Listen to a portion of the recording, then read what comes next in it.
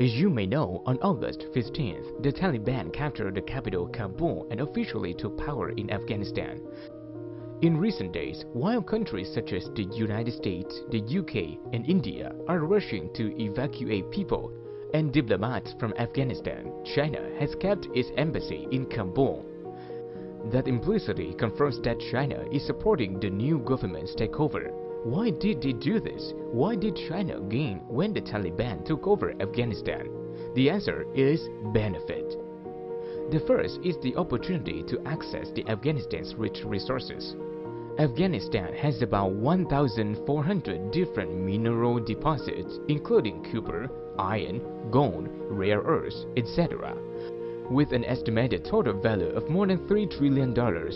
Most of them remain untapped due to the protracted civil war, resulting in damaged infrastructure and uncertain security. With such a huge value, perhaps everyone wants to own it.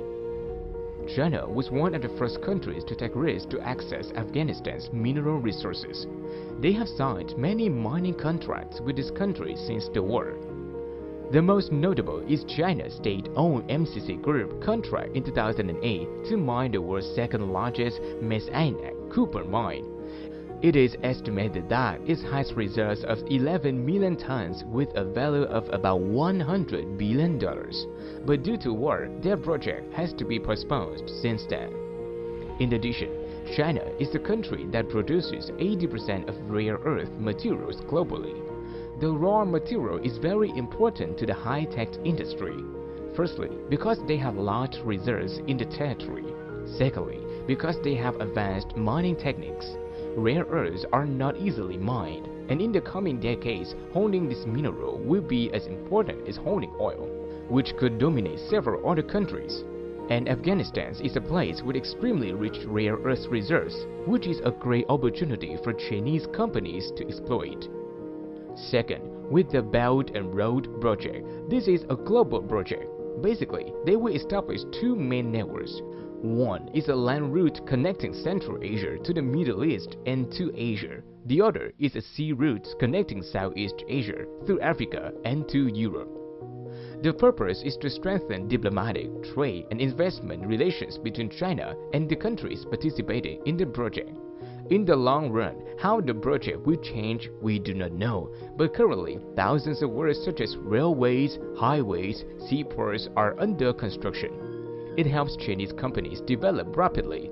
If, according to plan, the project will be completed in 2049. However, the success of the project depends on the stability of other countries.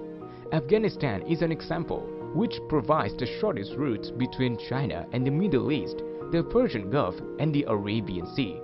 Although included in the project since 2013, so far no roads have been built here to hinder China's plans. Therefore, the victory of the Taliban means that the war is over. A new history page will open. The possibility of a real war is very low because both the United States and Afghan troops do not want to continue fighting. Therefore, China is very happy. For China, it will be more beneficial for the Taliban to take power than the own government, because the organization has a positive view of China and it is also not friendly with the United States. Although China has not officially voiced its recognition of the new Afghan government, it is clear from what their officials have said. China expects a smooth transition of power, said Chinese Foreign Ministry spokeswoman Huang Chuanyi. And last July, China invited a number of Taliban leaders to Beijing for future cooperation talks, which shows China's desire to be friends with the Taliban. But China also has concerns about the Taliban.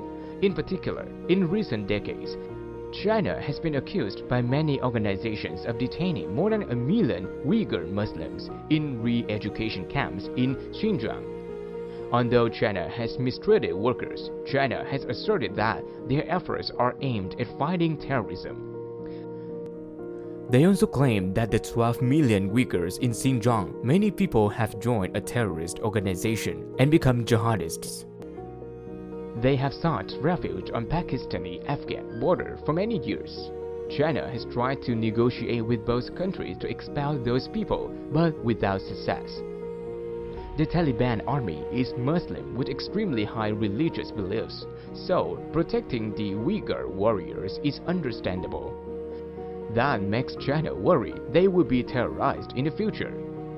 However, given the current situation, the Taliban are in dire need of international recognition to legitimize their new regime, so enlisting China's support is important. During a recent meeting in Beijing, the Taliban leader promised that Afghanistan will not be used as a base for militants to attack China. In return, China promised economic support and investment in Afghanistan's reconstruction. Thanks for watching. Our video ends here. Remember to like, share and subscribe to our channel. See you in the next video.